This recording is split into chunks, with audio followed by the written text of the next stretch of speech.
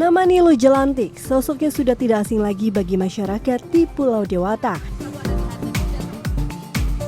Desainer sepatu dan aktivis sosial Bali ini pun dikenal sebagai pelayan rakyat Bali yang kerap menjadi garda terdepan jika ada warga yang bermasalah. Penantian panjang selama 15 tahun Nilu untuk bisa lebih kuat menjadi pelayan rakyat pun semakin dekat karena Nilu berpeluang besar duduk di DPD RI. Lalu, bagaimanakah kedekatan Nilu Jelantik dengan rakyat Bali dan apa yang akan dilakukan setelah lolos Senayan?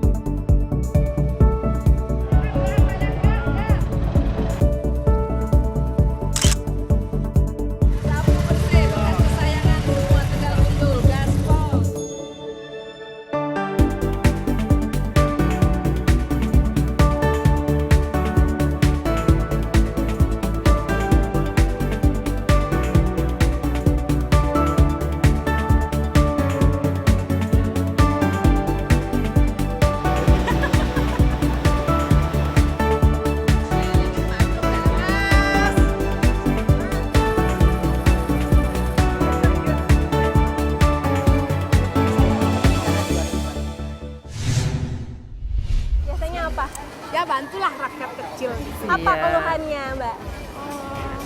Gini ya, apa ya? Karena cuaca mungkin ya. Oh, jangan nangis. Tapi waktu ini jujur saya memang pemilihan memang milih. Karena sangat menginspirasi sekali buat wanita-wanita Bali. I love you. Masih ayo tetap semangat. You too. Oke. Ingetan walaupun medagang offline sambilang online sambilang gaya masih akun IG. Ini foto-foto. Ya. Catat nomor HP Mbok, nyenan Mbok promosikan. Yang udah follow Mbok di Instagram. Nomor HP Ya. catat. Nanti aku follow akunmu. Nanti setiap posting di story Daik Nilu Jelantik Mbok jualkan. Ya, terima kasih Mbok ya. Ya sayangku ya. Siapa? Nama saya Ulan Bu. Oh, Ya. berarti baru ketemu Mbak ya? Ya baru ketemu, tapi saya sudah follow dari sebelum gini karena memang sangat menginspirasi lah, sangat peduli dengan Bali terutama. Karena kita kan harus menjaga Bali supaya aman, supaya tetap bisa dikenal dunia, karena Dan dihormati walaupun banyak cobaan ya di Bali ya, tapi tetap semangat. Banyak cobaan tapi kita bersama menjalaninya ya. Ya bener Mo. Sekarang kita tambah gaspol Ya ya. gaspol pokoknya. Tambah gaspol. Nggak boleh kita. kendor. Nggak boleh kendor. Ya, memang butuh sama turis, tapi juga nggak boleh mau diinjak-injak. Betul. Harus. Ya, dia hormatin kita hormatin dia. Benar. Ya, Bali tetap smile. Tetap smile. Ya. Tapi kalau yang melanggar kita tindak tegas Ya, ya. bener Mo. Biar nggak diinjak-injak Injak-injak. ya. Tapi saat ini sih semua di sini tamu-tamu bagus Mo. Baiklah dia. Kita juga nggak mau terlalu udah ditawarin, kalau mereka bilang no, thank you, kita juga menerima. Ya, nggak boleh dipaksa-paksa. Yang paling penting itu mereka yang berlaku sebagai turis bersikaplah sebagai turis. Ya. Demi lu dagang, demi lu ngadep gitar. Nah, Ada rakyat Bali, ada Ya. rakyat lokal mati. demi lu ngojek, demi lu nyewang motor kan gitu ya. Ya, Oke Bulan, ya, terima I love kasih. you. Dicatat, ingetin mana nomor HP-mu sini, nomor HP-mu sini. Mbak, gimana sih Mbak gaya politik Mbak ini supaya bisa menyentuh tadi warga-warga, seperti apa karakteristik atau khasnya Mbak Nilu ini supaya bisa tipsnya apa ya, mengambil hati masyarakat khususnya di Bali apa Mbak? Kita harus melakukan semuanya dengan penuh ketulusan. Kita harus melaksanakannya atas dasar cinta. Karena cinta itu menjadi dasar dari segala pikiran, perkataan dan tingkah laku dan juga tindakan kita. Dan kalau kita sudah menunjukkannya dengan ketulusan, kita memang benar-benar serius mengabdi untuk masyarakat. Kita menyampaikan kepada mereka bahwa kita ada untuk mereka, kita ada untuk mendengarkan. Sayang banget kan? Oh, terima kasih Beli. Jadi ini Ibunya Bali nih pun. jadi rakyat Bali adalah tuannya Mbok Niluh, dan kalau keliling pasti mereka akan sangat menyayangi pelayannya, memberikan minuman, jajanan, Jadi itu tipsnya ya Mbok ya. Jadi kemana-mana pasti Seperti dijamin apa? perut kenyang. Mbok, tapi kan Mbok juga dikenal dengan banyak kontroversi, dengan vokal begitu ya Mbok. Gimana Mbok tanggapannya? Apakah merasa terganggu, apalagi mungkin intimidasi dengan keluarga, atau seperti apa Mbok menanggapinya Mbok? Intimidasi itu Mbok Niluh dapatkan dari oknum ya, oknum pejabat, terus dari pihak-pihak yang memang merasa tidak nyaman atas apa yang kami lakukan untuk masyarakat. Dan setiap intimidasi itu bukan hanya ditujukan ke Mbok Niluh, tapi juga ke keluarga, ditujukan juga kepada usaha kami. Dan hari ini kami menjawabnya dengan menjadi salah satu pemenang di pemilihan legislatif. DPD RI mengukuhkan bahwa kami memiliki legitimasi, memiliki payung hukum, memiliki perisai. Ya, Mbok Niluh, berarti kan ini urutan Mbok Niluh udah urutan ketiga, artinya potensinya sangat besar untuk bisa menang dan melenggang ke Senayan sebagai DPD begitu. Nantinya ketika sudah ke Senayan, apa yang ingin Mbok lakukan? Apakah tadi kan biasanya Mbok gajinya juga diberikan ke rakyat, apakah masih ada waktu? Bagaimana cara Mbok mengatur waktunya supaya masyarakat di Bali juga tidak kehilangan Mbok dengan kesibukan yang barunya itu? Pelantikan di bulan Oktober. Hari ini kita melihat bagaimana perolehan suara yang sudah ditentukan oleh rakyat Bali, berapa orang yang memilih Niluh Jelantik dan memilih calon-calon lainnya. Kalau nanti sudah diputuskan secara final dan diresmikan, kami akan membuat rumah rakyat di 9 kabupaten, di mana nanti contoh seperti Wulan misalnya di Kabupaten Badung, Wulan akan memiliki sebuah rumah di mana Wulan bisa mengadu, dan rumah ini akan menjadi penyambung antara Mbok Niluh dengan masyarakat. No one left behind, tak ada satupun yang akan Mbok Niluh tinggalkan. Itu adalah jalan hidup yang Mbok Niluh tempuh, dan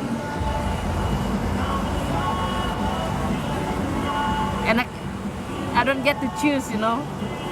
Aku tidak bisa memilih di mana aku dilahirkan, dan masyarakat ini ada di sini, aku ada di sini. Jadi, Mbok ya bisa saja mungkin pindah ke Jakarta, melakukannya secara nasional. Tapi buat Mbok Niluh, Bali is my life.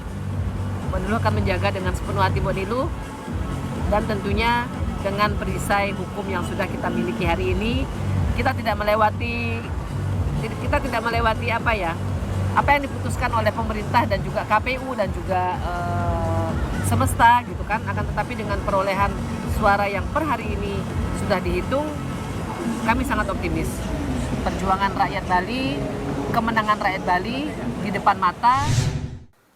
Sepatu yang pas itu sangat penting, karena kakimu yang akan membawa kamu kemanapun kamu pergi. Jadi jangan korbankan kakimu menjadi tidak nyaman, menjadi tidak enak pada saat memakai sepasang sepatu gitu kan. Dan kami hadir di situ memastikan bahwa Niluh Jelantik bukan hanya sekedar sepasang sepatu yang orang melihatnya sebagai standar prestis, tapi masyarakat melihatnya sebagai sebuah impian.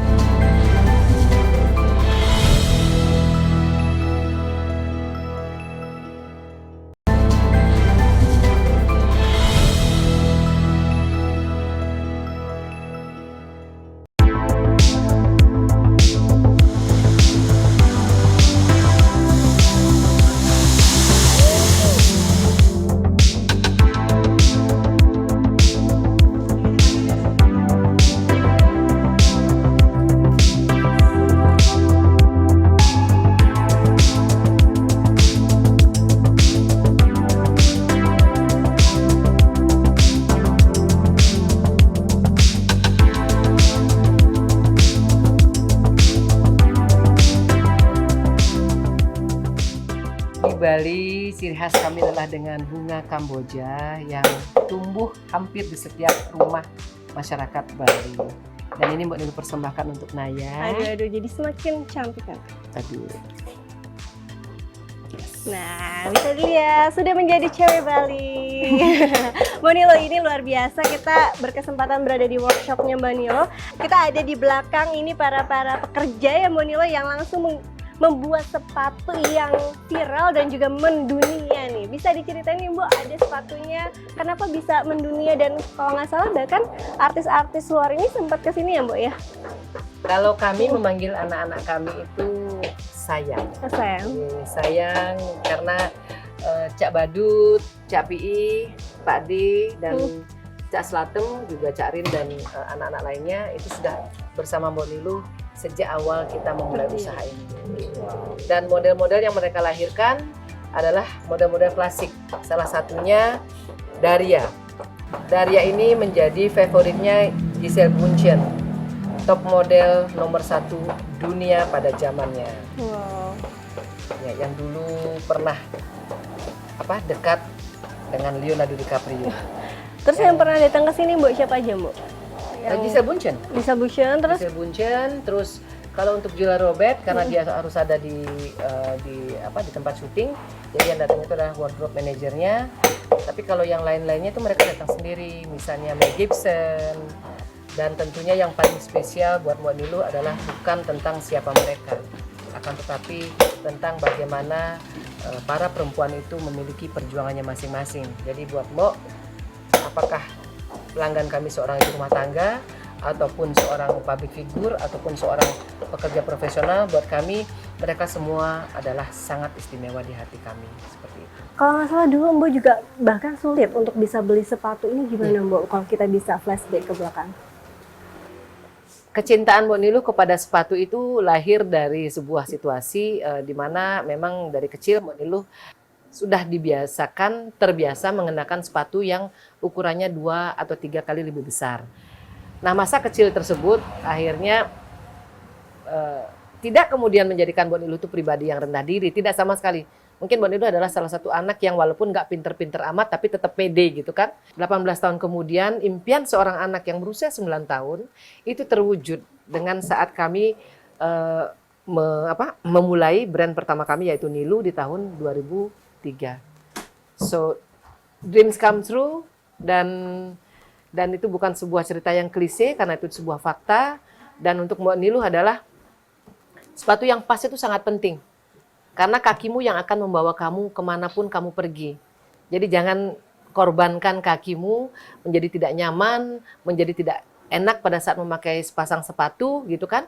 Dan kami hadir di situ. Kami hadir di situ memastikan bahwa Niluh Jelantik bukan hanya sekedar sepasang sepatu yang orang melihatnya sebagai standar prestis ataupun misalnya brand high end dan lain sebagainya, tapi masyarakat melihatnya sebagai sebuah impian. Nah, kalau nggak salah Mbak Niluh sempat jadi kasir office girl, benar Mbak? Itu gimana Mbak? Nah, setahun setelah kuliah itu Mbok sambil jalan Mbok tetap bekerja walaupun nyambi-nyambi ya.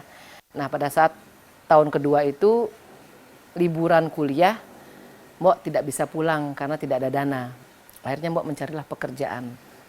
Dapatlah pekerjaan di perusahaan Swiss menjadi tukang bersih-bersih, merangkap resepsionis, kasir, dan lain sebagainya. Dan itu adalah kemudian menjadi perjalanan karir Mbok untuk bekerja secara profesional yang pertama kali. I was 20 years old at the time, umur Mbok 20 tahun. Dan Mbok memiliki prinsip dimanapun kamu bekerja, dengan siapapun kamu mengabdi, kamu itu belajar tapi digaji. Jadi dikasih tugas bersih-bersih Mbok jalani. Di saat yang sama Mbok tetap berdagang, dan pada saat Mbok berdagang Mbok bilang sama bos, saya harus berjualan. Karena kan ada pilihan nih, satu korupsi. Kalau nggak korupsi gimana kita bisa hidup? Nggak bisa. Yang pertama tentu saja tidak ada di dalam pemikiran Mbok Niluh. Tidak kepikiran, tidak mengatakannya, tidak melakukannya. Yang satu lagi ya cari pemasukan lain. Inilah yang menjadi motivasi. Ini yang menjadi keputusan Mbok Niluh. Ini jelas nggak mungkin. Karena Mbok kalau mau misalnya gitu kan, bisa orang Mbok pegang kasir. Gaji Mbok waktu itu Rp250.000, Mbok pegang 4 juta tiap hari. Kalau mau gitu kan, bisa aja ambil 100.000 atau 50.000 sehari. Tapi karena kita sudah memiliki karakter yang terbentuk, yang hingga hari ini kalau Mbok boleh bilang, tasnya mamak kandung Mbok itu, hingga hari ini Mbok umur 48 tahun, belum pernah Mbok buka. Mbok Nilo ini juga kan mungkin banyak yang mengenal Mbok Nilo sekarang tuh sebagai lebih ke aktivis yang memberikan atau bisa dikatakan pelayan rakyat di Bali dibandingkan secara desainer atau bisnisnya. Ini gimana Mbok menanggapinya lebih dekat dengan masyarakat sebagai aktivis itu? Nilo Jelantik as a brand is like only 5% of our everyday life. Mereka konsisten mengerjakannya 100%. Akan tetapi mereka tahu, mereka harus membagi mboknya mereka itu dengan masyarakat. Dan mengapa kita akhirnya terjun di politik praktis dan mengikuti kontestasi politik ini, karena 95% yang Mbok jalani di luar Nilo Jelantik sebagai sebuah brand itu sangat berisiko. 5% yang Mbok Nilo jalani di sini adalah perjalanan kita selama 21 tahun. Yang 95%-nya adalah di mana kita menjadi rumah tempat masyarakat mengadu, dari urusan yang ibaratnya domestic problems ya, misalnya dari kucing yang nggak pulang, terus misalnya urusan keluarga, hingga ke urusan kemudian yang menyangkut pelanggaran hukum, kasus penipuan dan lain sebagainya. Dan kemudian beberapa tahun belakangan marak dengan pelanggaran-pelanggaran dilakukan oleh WNA. Di setiap permasalahan pengaduan yang masuk ke kita tindak lanjuti, tentunya akan mendapatkan apresiasi baik dari penegak hukum karena kita taat hukum, baik dengan institusi lainnya karena kita respect dan kita tidak overlap menjalaninya, menerima pengaduan itu. Akan tetapi ada oknum-oknum tertentu yang merasa tidak nyaman dengan fakta yang berjalan bahwa kan pejabatnya aku, kok ngadunya ke Nilo Jelantik gitu kan. Dan di banyak case gitu kan, malah justru pihak WNA yang sangat-sangat merugikan warga lokal, itu justru mendapatkan pembelaan dari oknum pejabat tersebut. Dan bukan tidak mungkin, tidak jarang kemudian WNA itu menjadi berani menganggap dirinya mendapatkan sebuah perlindungan tanda kutip gitu kan, malah Mbok disomasi. Dan disomasi itu nggak apa-apa sih disomasi gitu kan. Selalu berkaca-kaca ketika melihat mungkin bisa dikatakan rakyat Bali yang tidak adil begitu. Kenapa Bu sampai setulus itu terlihat untuk bisa membela sesama atau bisa dikatakan masyarakat-masyarakat yang kurang beruntung tadi? Apa yang ingin Mbok berikan sebenarnya? Karena aku ada bersama mereka. Gitu. Kalau mungkin dilihat secara brand ya, secara nama gitu kan, orang bilang public figure gitu kan, wih Mbok Nilo Jelantik gitu kan, bolak-balik masuk gedung, keluar masuk gedung putih gitu kan, apalagi istana gitu kan. Tapi Mbok Nilo sendiri melihat tidak seperti itu. Memang kami mungkin menjadi perempuan pertama yang bisa masuk ke gedung putih di Washington DC itu. Kalau hari ini mereka punya rumah yang bernama Lapor Nilo, so let it be. Kalau kamu merasa kamu juga bisa menjadi perwakilan dari masyarakat, bikin juga lapor something kek, rumah something kek gitu kan. So don't bother us gitu loh. Karena this is nothing political about what I do gitu kan. Tapi pesan yang kita bawa di New York dan di Washington DC 7 tahun yang lalu itu tetap sama dengan pesan yang kita bawa hari ini. Women empowerment, children protection, small and medium businesses empowerment. Bahwa setiap insan yang hidup di tanah kelahirannya yang bernama Negara Kesatuan Republik Indonesia memiliki hak yang sama. Jadi bagaimana menjadikan Bali itu rumah yang ramah untuk masyarakatnya dalam mencari nafkah. Memastikan mereka bisa bekerja dengan tenang, memastikan mereka bisa berkarir dengan tanpa harus memikirkan apakah nanti pada saat aku sakit, apakah perusahaan akan menanggungku dan lain sebagainya. Itu kita perjuangkan itu.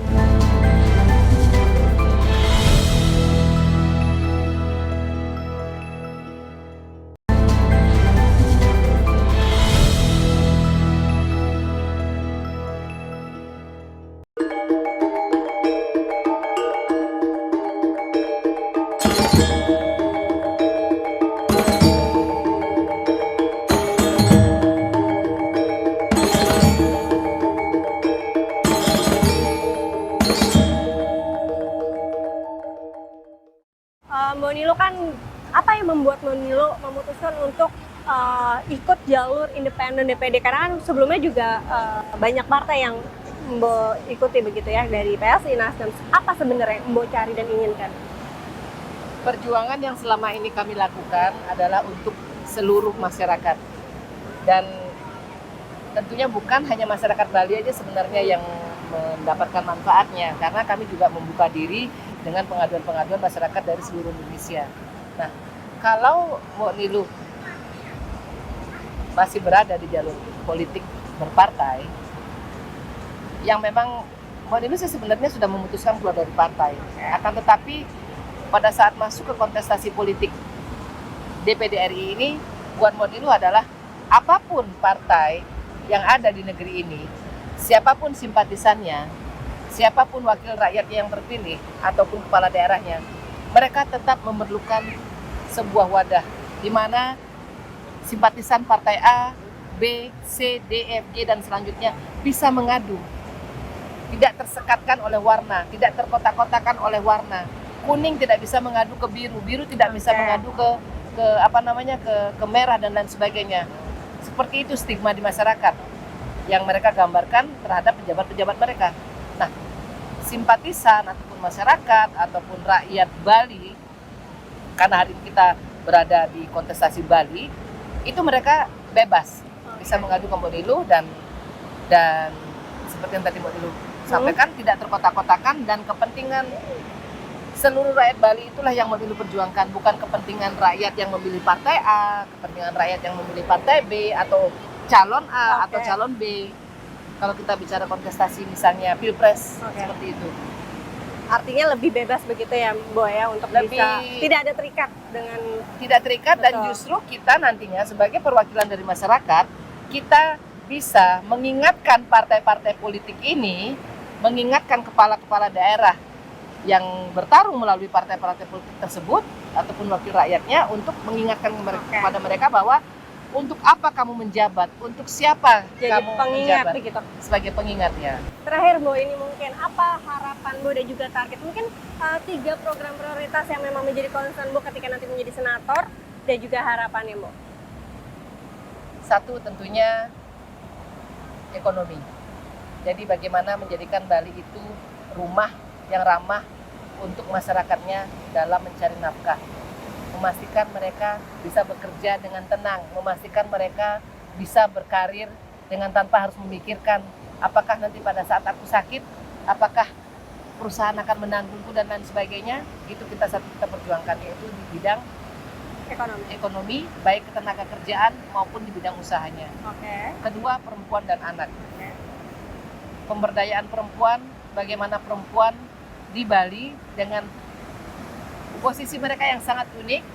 Tadi Naya sudah melihat petarung-petarung tangguh kita, perempuan yang mereka tidak hanya mengasuh anak-anaknya, tidak hanya menjadi menjadi tulang punggung keluarga, tapi mereka juga mempunyai peran di masyarakat, di adat.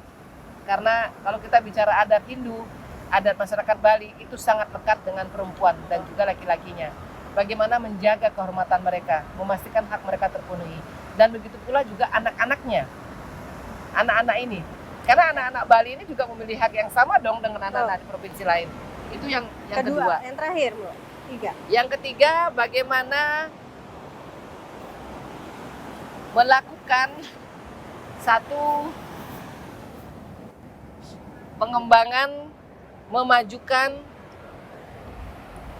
pariwisata yang mengakar kepada local genius. Pariwisata yang bisa menjalankan pariwisatanya berdasarkan kearifan lokal. Pariwisata yang menjadi impian romantisme dari tourism 40 tahun yang lalu, 50 tahun yang lalu, 60 tahun yang lalu, orang datang ke sini karena merasa romantis. Bali is the morning of the world. Paginya dunia itu Bali. Jawaharlal Nehru menyampaikan itu, paginya dunia itu di Bali. Itu Sanur tuh, the sunrise of the world itu di Bali. Nah, apakah hari ini masih relevan? Apakah tetap menjadi rumah yang apa ya? Nyaman. Yang membuat rakyat Bali itu tersenyum? Tadi lihat, dari 4 orang Bali, 4 rakyat Bali yang kita ketemui, berapa yang tersenyum? Berapa yang meneteskan air mata? Berapa yang menyampaikan, Mbok, aku mau mengadu, Mbok, berapa? Nah, caranya bagaimana? Caranya menegakkan aturan. Bukan kita rasis. Kita hanya ingin menegakkan aturan. Biarkanlah rakyat Bali berdiri di atas kakinya sendiri. Mereka berhak bekerja, mencari nafkah, berjualan, dan lain sebagainya. Sesuai dengan aturan yang ada. Dan pada saat orang asing datang ke tanah Bali, ingin melakukan hal yang sama, you just simply follow the rules. Oke. Ya kan sayang? Betul. Terima kasih Mbak Nilo Oke. atas waktunya, dan tentunya kita berharap nanti ketika sudah dilantik Mbak Nilo tetap menjadi mama bagi seluruh masyarakat di Bali dan juga seluruh warga Indonesia tentunya dengan semangat yang sama. Terima kasih banyak Naya. Thank you so much Bu. Terima kasih banyak Naya. Terima kasih banyak CNN Indonesia for all the kindness. Welcome home, welcome to Bali. our Bali Home Sweet Home. Terima kasih sudah menyampaikan pesan-pesan dari kami untuk Indonesia. Salam sayang dari Naya dan Mbok Nilu. Terima kasih.